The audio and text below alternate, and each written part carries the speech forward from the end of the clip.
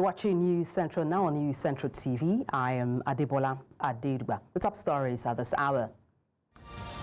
Borno government subsidized petrol to 600 naira per litre to support farmers. 9 reportedly killed, 4 injured in Jigawa Communal clash. Northern Ethiopia hit by earthquake and volcanic eruption. And details shortly. Let's begin by telling you that 9 people have allegedly been killed and 4 others injured in a violent clash between villagers and Fulani settlers in Jigawa State. The incident reportedly began when a group of suspected miscreants broke into a shop in Gululu village, Mega local government area, and stole goods. In retaliation, some villagers traced the suspect's footprint to a Fulani settlement camp in Yankunama village, Jahun local government area, sparking violent confrontations. The situation escalated when the villagers mobilized and set fire to Fulani houses at various locations within Mega and Jahun local government areas. And still talking security matters, 2 police officers have been confirmed dead following a gunfight with Lakurawa bandits who attacked Alhaji Lawal Block Farm, a nearby Fulani settlement in Natsini village along the Agungu-Gangiwa Road. The Kebbi State Police Command confirmed the incident in a statement issued by its public relations officer, Nafi Abubakar. According to the statement, upon receiving a distress call, a team from the police Safer Highway Patrol Unit swiftly responded and engaged the bandits in a fierce exchange of fire. The bandits were eventually forced to flee into the forest with gunshot wounds. The police also successfully recovered some of the stolen cattle. The State Police Public Relations Officer, Lawan Adam, confirmed the incident and stated that investigations are ongoing. And still in northern Nigeria, respite has come the way of farmers in Borno State as Governor Professor Babagana Zulum has announced that the state government will subsidize the cost of petrol for farmers in communities affected by Boko Haram insurgency. He made the announcement in Bama town during the launch of farm input distribution to over 5,000 farmers recovering from years of displacement caused by insurgent activities.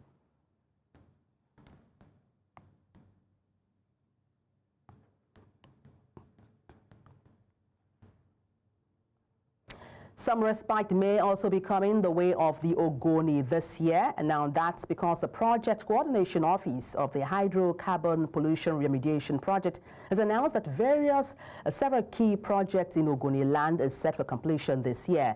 In a statement on Friday, the project coordinator Nenibarini Zabe outlined HYPREP's plans, which include soil and groundwater remediation, shoreline cleanup, and mangrove restoration.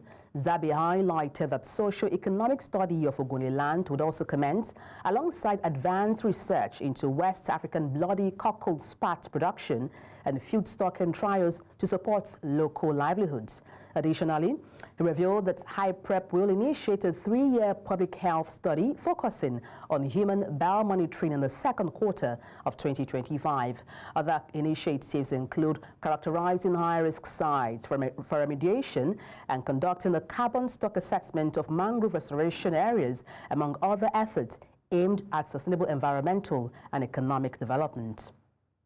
And joining us to speak more on this is from Port Harcourt is the Executive Director, Advocacy Center, Dr. Fineface Dunama Mene from Port Harcourt. He joins us live from there. Good afternoon. Glad to have you join me on the news. Thank you. Good afternoon. Nice to be part of the program. All right. Can you please elaborate on the significance of the socio-economic study being launched in Ogoniland?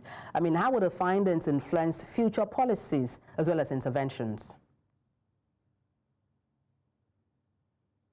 The environmental assessment of Ogoniland by the United Nations Environment Program report that took place in the early 20s, 2000, up to 2011, when the report was released on August 4, is very significant because it confirmed the Ogoni struggle, which is also being marked today, 32 years after that the Ogoni environment was actually polluted.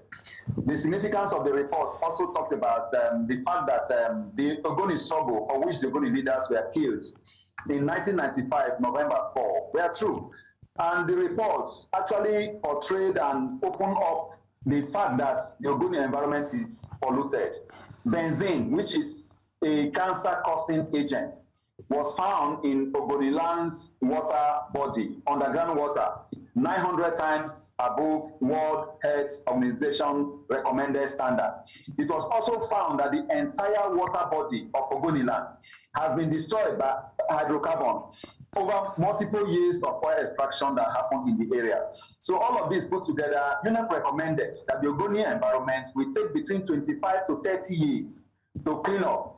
And so far, since 2011, that the report was released on August 4, the cleanup did not take place until 2016, when the former President Muhammadu Buhari flagged up the project in that year, 2016. So by 2017, the project and acts of cleaning up Ogoniland actually started in earnest.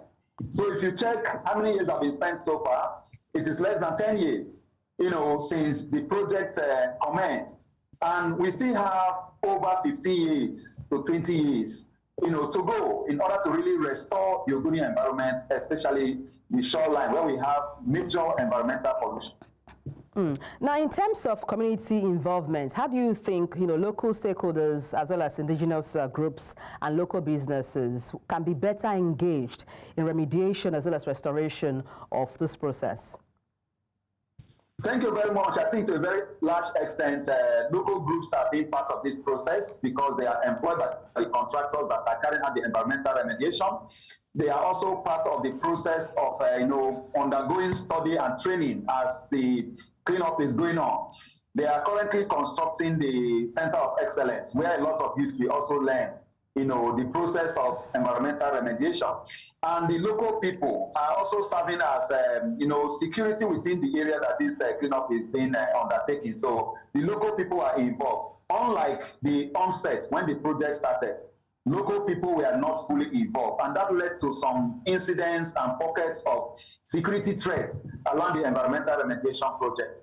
But following advocacy that will be carried out, by now, a lot of local people are involved, and that is why you see a kind of serenity and cooperation from the local people and the communities, because there is now a buy-in by the people, and that buy-in is helping the project to move in the direction that it should go. Now, talking about direction now, with a focus on sustainable development, what long-term strategies do you recommend for ensuring that remediation efforts in Ogoniland are both effective and resilient to future environmental challenges?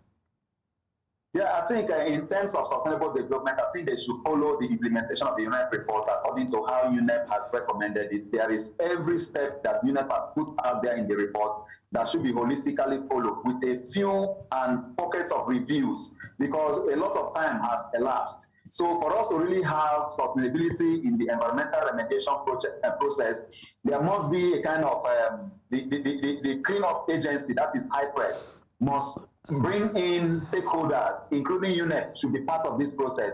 But we recently heard that UNEP has moved and pulled out of the process as a result of some things that are happening that they are not comfortable with. But they need to follow this process systematically and ensure that the environment is being remediated, the report is being implemented in such a way that they follow the laid out procedure of UNEP in that report, because they're the experts here and they have recommended what needs to be done, how it should be done, and where it should be done to carry out this process. That is why they recommended that for the first 5 years of the project, $1 billion should be released to carry out that process. But now, over 5 years have been spent. HYPREP is still struggling to exhaust the $1 billion to address the issue of ensuring that the black crude on the surface of the soil is removed. Now, when we talk about the shoreline here and the cleanup, it is very complex, and I do not think that 10 or 5 years from now they can be able to really address the issue of restoring the shoreline. Right? Until the shoreline is properly remediated and the environment is clean, we can't even talk about planting mangrove that can be able to withstand the pollution that we still have on underground. What UNEP recommended, and when they came up with that report, you will see that by now, crude oil has penetrated deeper into the soil. And the shoreline we are talking about here has boundary with other neighboring communities in the Niger Delta. And when pollution happens in those areas, especially pollution that is associated with illegal artisanal refineries and bushfire, as we call it in the local parlance, you will see that those the flowing of the pollution, the crude, is contributing to further pollution of Ogoni environment. So we even talk about the fact that we can't just focus on the cleanup of Ogoniland without also having to look at those areas and communities that share boundary with the Ogoni area. Because if we are cleaning Ogoniland, pollution is flowing from other parts of the Niger Delta, other communities that have boundary with Ogoni, then we are actually doing nothing. It's like trying to mop the floor when the tap is on. Well, indeed, we do hope respite and as well as remediation is concluded in Ogoniland. Thank you so much for your expertise on the news. Dr. Fineface Dumnamene, Executive Director, Advocacy Center. Many thanks indeed for your insight. We'll take a short break now. When we return, we'll talk about the President's visit to Enugu State to inaugurate landmark project. Do stay tuned. Thank you for staying tuned. President Bola Tinubu has arrived at the Akano Ibiam International Airport, Enugu, for an official visit to the state. Now, the president arrived in the aircraft Nigeria Air Force Airbus A330 at about 1:22 p.m. The president is about now inaugurating the Enugu International Conference Center, built by Governor Peter Mba. Other projects to be unveiled by the president, according to an earlier statement issued by Secretary to the State Government, Professor Chidiebere Onia, include the 30 completed and equipped Enugu Smart Green Schools out of 260 under construction across the 260 wards in the state, 60 completed and equipped Type 2 primary healthcare centers out of the 260 under construction across 260 wards in the state. The president will also commission the completed multi-auditorium and multifunctional Enugu International Conference Center, 90 completed urban roads in Enugu City, a state-of-the-art command and control center, as well as 150 patrol vehicles fitted with AI-embedded surveillance cameras. And now to politics, where suspended chairman of Owan West and Ovia Southwest local government areas, Dexin Ahonsi and Edowa Enowo Gbogome, on Friday defected from the PDP to the ruling APC in Edo State. Ahonsi defected with 5 councillors, while Enowo Gomen moved with 8 of his councillors. Ahonsi was received by members of the state executive of the party in Benin, the state capital. His decision was to join the APC with what was influenced by the steps taken so far by Governor Monday Okpewolo to develop the state. Meanwhile, impeached chairman of Isa Central Local Government Area of Edo State, Paul Iyoha, has accused the state governor, Monday Okpewolo, of orchestrating his impeachment. Iyoha is the 5th local government chairman already removed by the councillors of their respective councils.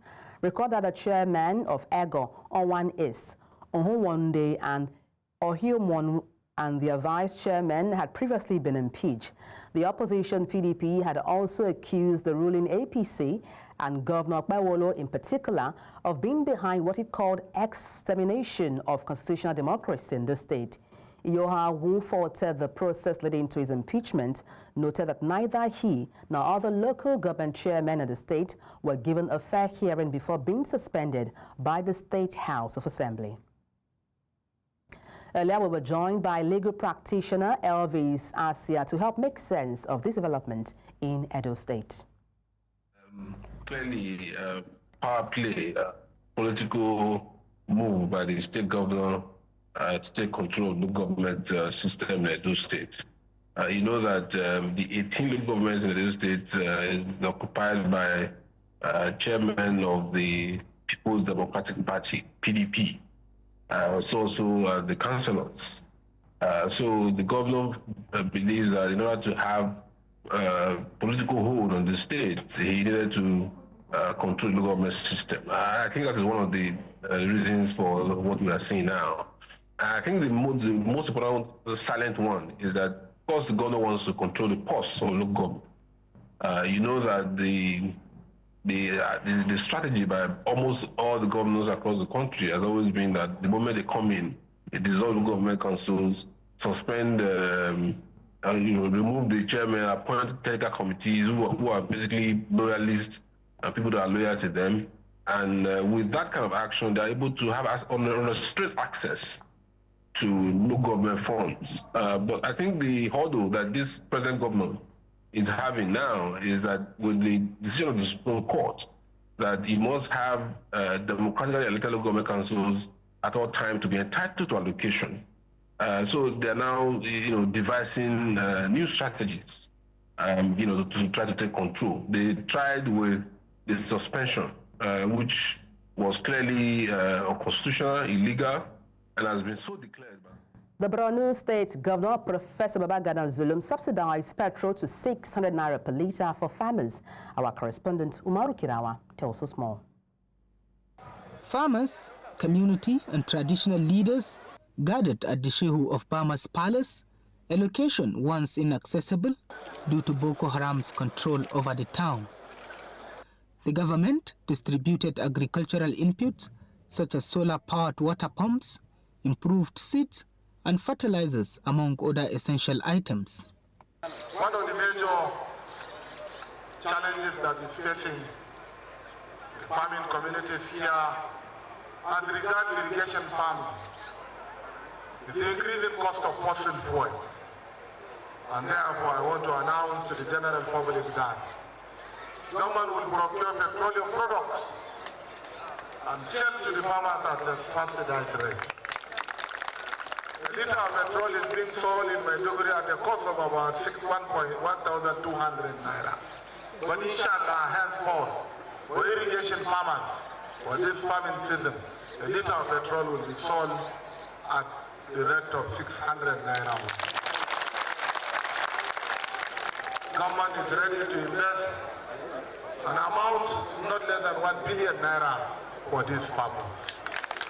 The governor highlighted that a similar initiative carried out in 2024 in Damasak, Mobar local government area, significantly boosted food production and enhanced livelihoods. Solar water pumps is 380 units of solar water pumps. 1,000 units of knapsack sprayers. 800 rolls of 2-inch flexible hose. 1,000 liters of pesticides. So far, so good, about 100 tube wells were drilled.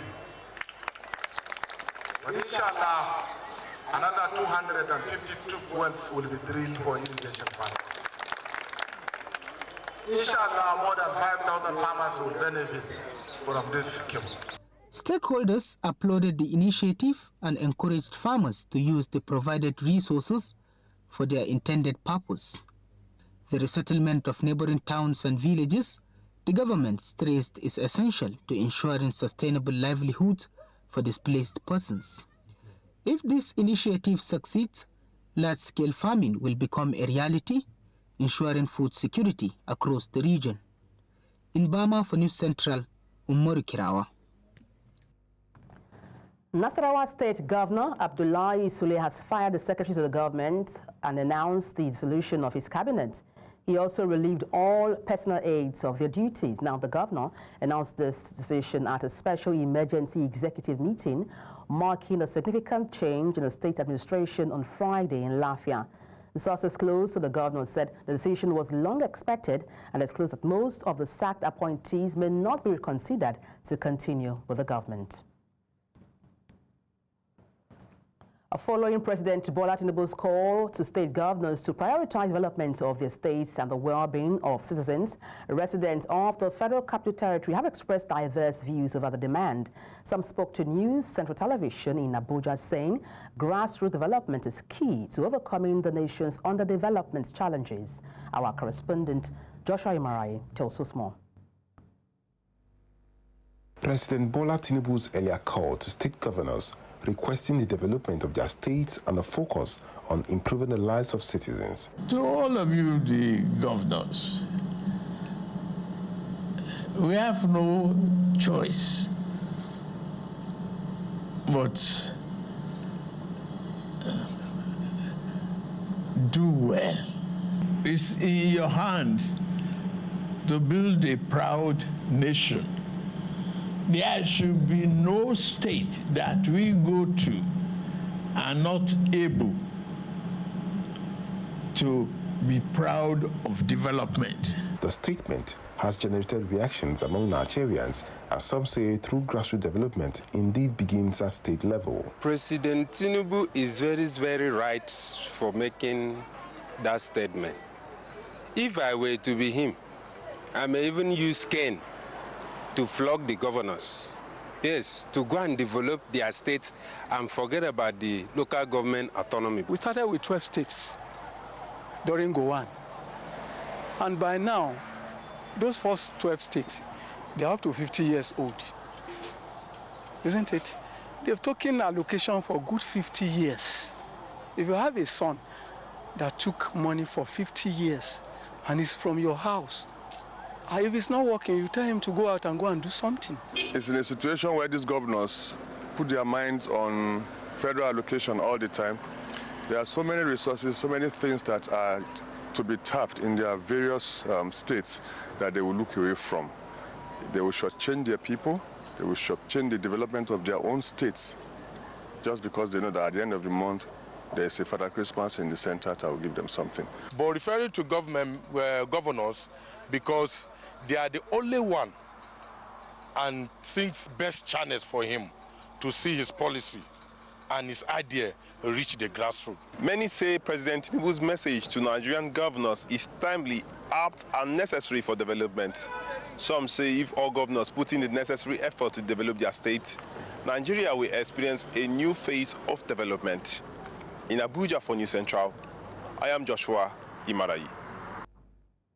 The Delta State Police Commissioner Olufemi Abaniwanda has charged newly promoted police officers to discharge their duties efficiently, saying that the reward for hard work is small work. Abaniwanda gave this charge at the police officers' premises state headquarters, Asaba, when he decorated 100 newly promoted officers comprising 1 newly promoted deputy commissioner of police, 2 assistant commissioners of police, and 97 officers across other ranks. While speaking on the success story of his men during the Utah season, Abaniwanda insisted that the command will adopt new strategies to combating crimes and criminalities in the year 2025 across 25 local government areas of the state. The reward for hard work is more work. The IGP has enjoined all officers recently promote 30%. That is the strategic plan of the force. That is what we are working on, and hopefully we should be able to achieve this. And I want to assure you, we are going to be more committed in every ramification. More responsibility has also been added to us. We pray by the grace of God, God will give. Now, many Nigerians have lamented the rise in costs of goods and services during the Yuletide and its impacts on the celebration.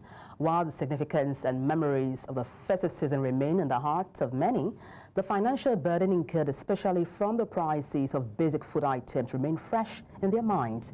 Our correspondent, Omolola Ololade, who visited major markets in Lagos to sample the opinions of buyers and sellers, has this to say.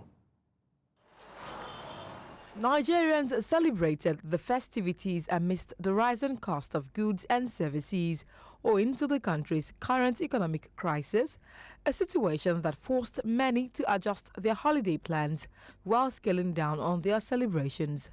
2024 festive celebrations have brought the harsh realities into sharp focus as some Lagosians reflected on the soaring prices of essential commodities at the start of the new year. It wasn't easy when I entered market for the first time during the Christmas period. It was tough for me to the extent that I can't be able to cope with the price in the market. I've just entered into the market and find out that things has already doubled than what I bought, festival period. So whenever you come to the market, when you see things, if it's one, buy it like two and keep it, because you cannot, know what will happen tomorrow. While the hike in food prices are taking a significant toll on Nigerians, forcing many into financial strain, sellers are feeling the impact, facing declining sales and reduced customer turnout. During festive period, people don't really come out like that. And the price is normal price. It's not that we add money to the price. It's normal price. So people don't come to buy it in bulk. They buy it little by little. They buy it how they can afford it. Goosey before we buy 6,000, now it's 8,000. Ogbolo is like 30,000 for 35. Now it's 50,000. That's how we buy now. The prices go up. People are just buying small.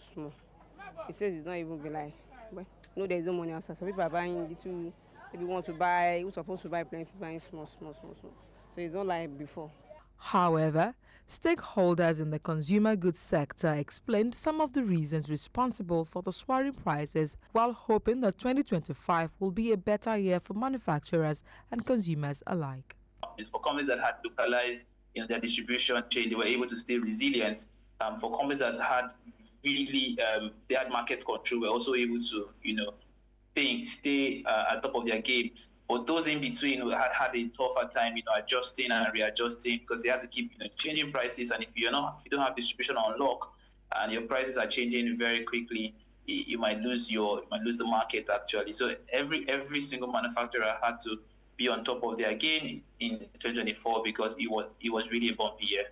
As Nigerians continue to lament over the rising cost of living and navigate 2025, many hope that relevant stakeholders will take urgent policy actions to curb inflation and protect livelihoods. In Lagos for News Central, I am Omolola Ololade.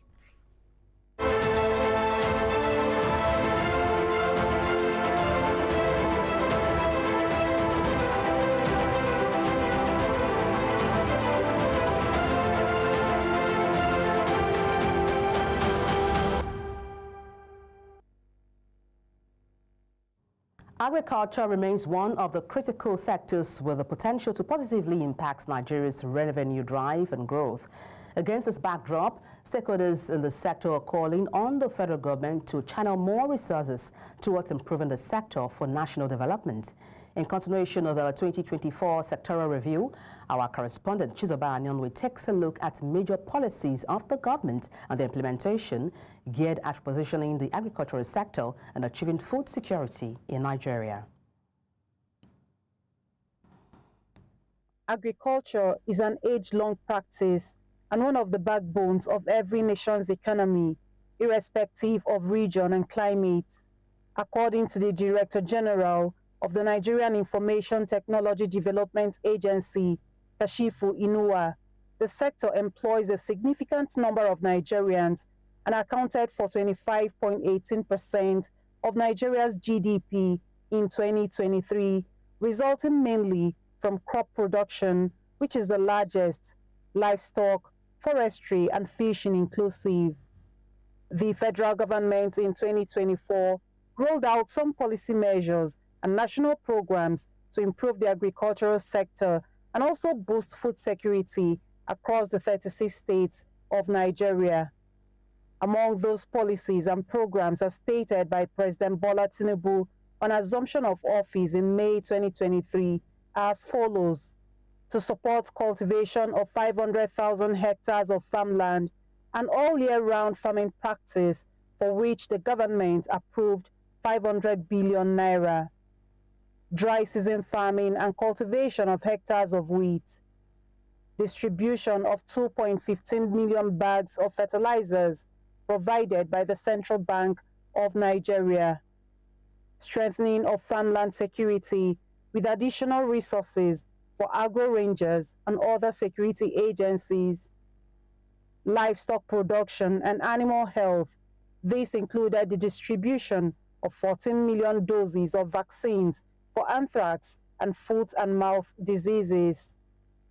Training and provision of inputs for smallholder poultry farmers. Agro-processing and value addition. On assumption of office on 16th August 2023, the current Minister of Agriculture and Food Security, Abubakar Kyari, set out to implement these policies and programs of the federal government. How much result have these measures yielded in 2024? We have so far ordered 4,000 tractors, and with 4 different implements to go with the tractor, from the harrow, from the ridger, from the plow and the trailer and the planters. So we have 2,000 from Belarus and 2,000 from John Deere, the American agriculture equipment maker. We've been engaging with the Office of the National Security Advisor on how we can achieve some of these lacunas that the security poses in terms of fertilizer. Yes, the soluble fertilizer is being smuggled and it's a bit expensive, but we are working on how we can regulate and see where we can have certified importers on the issue of using the drone technology. We haven't started using it, but I know a lot of people out there in the field are using it, and we believe that that's the way to go, especially in terms of pest control, in fertilization, in seeding, and planting of seeds. And drones are very, very efficient, and we'll be able to utilize that. For some agricultural experts, more effort is needed in boosting food production and security in Nigeria. The most problem we're having now is farmer-herders clash, because a lot of people you farm, and the herders will go and put their cattle inside there. So you are putting security everywhere, but you are not securing the farmers. You understand? We need them to improve on these agro ranges. Most of our farms are in rural areas. We need government to intervene to, create routes where the farmer can have access to bring out the food or the crops from the farm. The federal government, state government, in terms of intervention, they've tried a lot by supplying farm inputs like grains, fertilizer, and so many things to farmers. But the only bottlenecks, I'm telling you, these incentives did not go down to the real farmers. The political farmers have hijacked everything. And if you are not with them, you will not get this input. So if that place can be addressed, it will go well. Farming has been done by drudgery. If you look at it, we are supposed to have moved beyond that to the mechanized agriculture, and we are not there. So we hope that the federal government and Plateau State government and the 36 state governments in the country will put farm mechanization as a priority.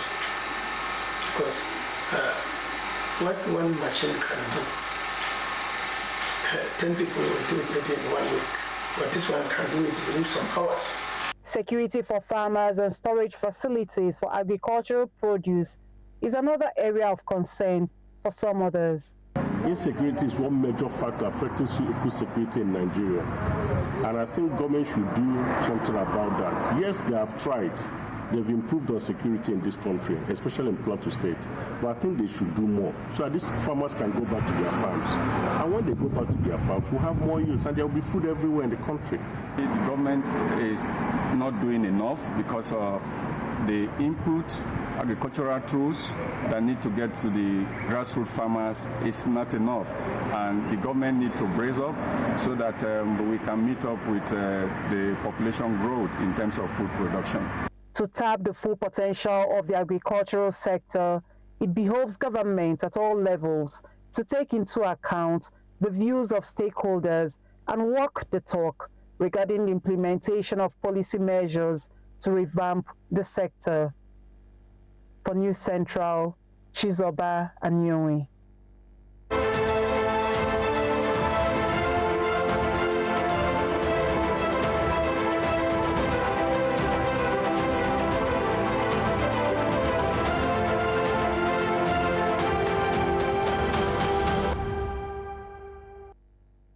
Coming up, M23 rebels capture key town of Masisi in Eastern Democratic Republic of Congo. Details shortly. Join us again.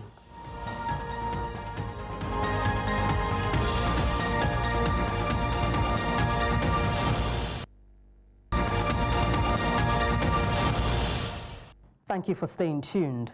Rwanda-backed M23 rebels have advanced closer to the key town of Masisi in Eastern Democratic Republic of Congo, capturing the nearby Katale area. Now, this development is part of their ongoing offensive, which has displaced thousands and deepened the humanitarian crisis since 2021. The M23, a militia supported by neighboring Rwanda and its military, has seized significant territory in eastern DRC.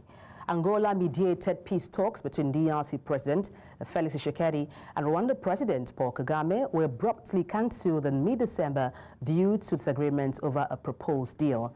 The capture of Katale has forced local residents to flee towards Masisi center.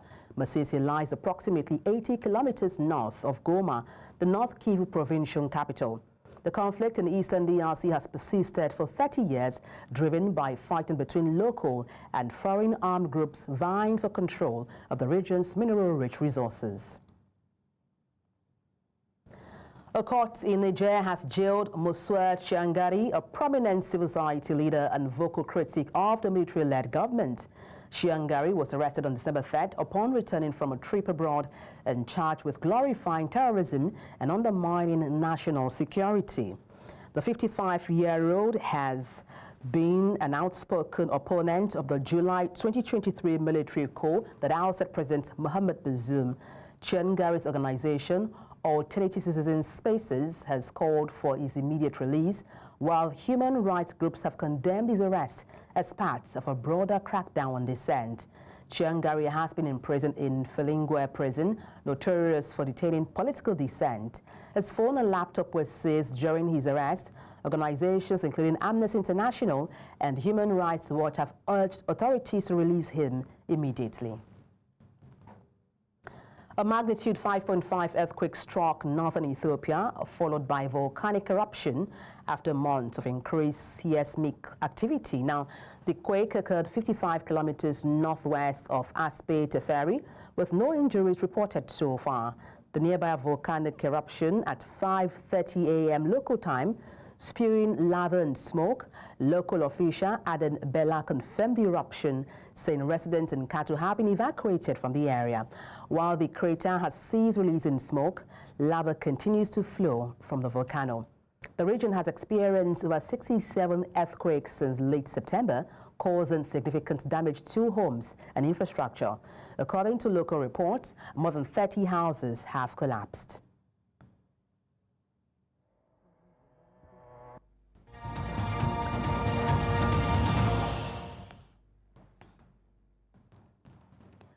A fire at a vegetable market in northern China claimed the life of 8 people and injured 15 others on Saturday. Now, the cause of the blaze is currently being investigated. Footage shared online showed people fleeing the market as thick smoke billowed into the sky. Other videos captured firefighters battling the flames and carrying victims away from the scene. Deadly fires remain relatively common in China, often attributed to weak building regulation and lax workplace safety standards. In October, a blaze in the major city of Chengdu left 24 people hospitalized with breathing difficulty. Earlier in July, a fire at a shopping center in the southwestern city of Zhejiang resulted in 16 fatalities. Mike Johnson has been sworn in as Speaker of the U.S. House of Representatives following his re-election.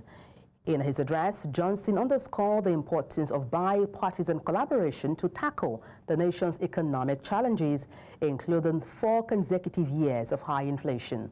He pledged to work alongside Donald Trump to revitalize the economy, reaffirming his commitment to reducing the federal government's influence. Johnson aims to drastically cut back the size and scope of government while championing individual freedom, limited government, and fiscal responsibility. His re-election was endorsed by all but one member of the Republican majority. After 4 years of high inflation, we have a big agenda. We have a lot to do, and we can do it in a bipartisan fashion. We can fight high inflation, and we must. We'll give relief to Americans, and we'll extend the Trump tax cuts.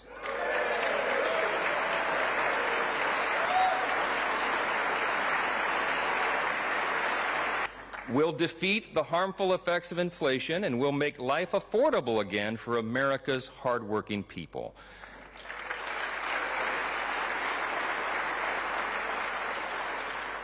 As leaders of a nation with vast natural resources that God has blessed us with, it is our duty to restore America's energy dominance, and that's what we'll do. And in coordination with President Trump and his administration, we are going to create a leaner, faster, and more efficient federal workforce. We need to do that. Our people do not deserve to be ruled by millions of bureaucrats they've never voted for, never met, and can never hold accountable. In Europe, Poland has officially taken over the European Union's rotating presidency, marking its second time in this role since 2011. A gala event was held at the National Opera in Warsaw to celebrate this occasion. Polish Prime Minister Donald Tusk emphasized the importance of good leadership in Europe and Poland while outlining ambitious plans for the EU during Poland's presidency. European Council President Antonio Costa praised Poland as a source of resilience and urged Europe to continue supporting Ukraine as it nears the third anniversary of its conflict with Russia. Costa expressed gratitude to Tusk for his preparations for an informal meeting of EU leaders in February.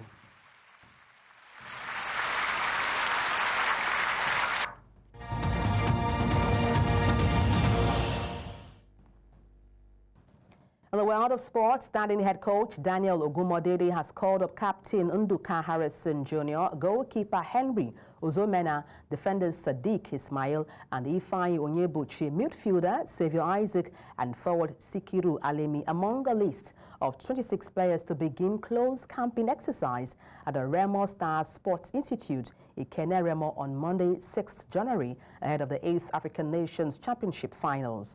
Goalkeeper Kayode Bankole, defenders Imo Obert and Stephen Manyo, midfielders Musa Zayad, Rabiu Ali and Papa Daniel Mustafa, and forwards Adamu Abubakar and Emmanuel Ogbole have also been invited.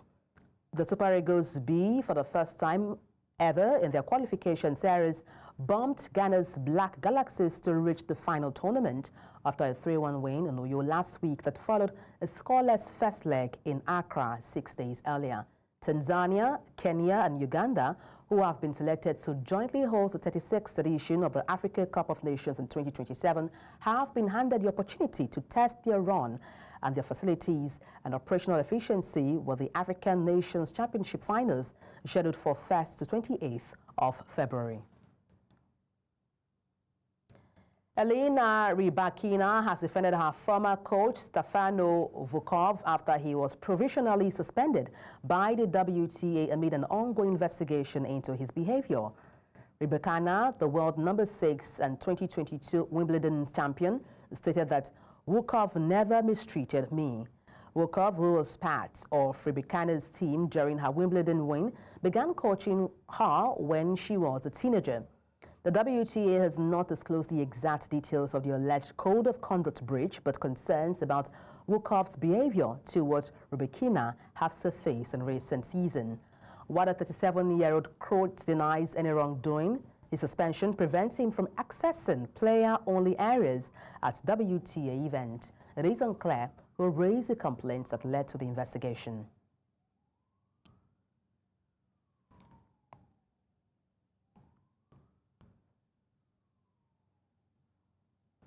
And that's all on the news. Let's take a look again at some of the major stories.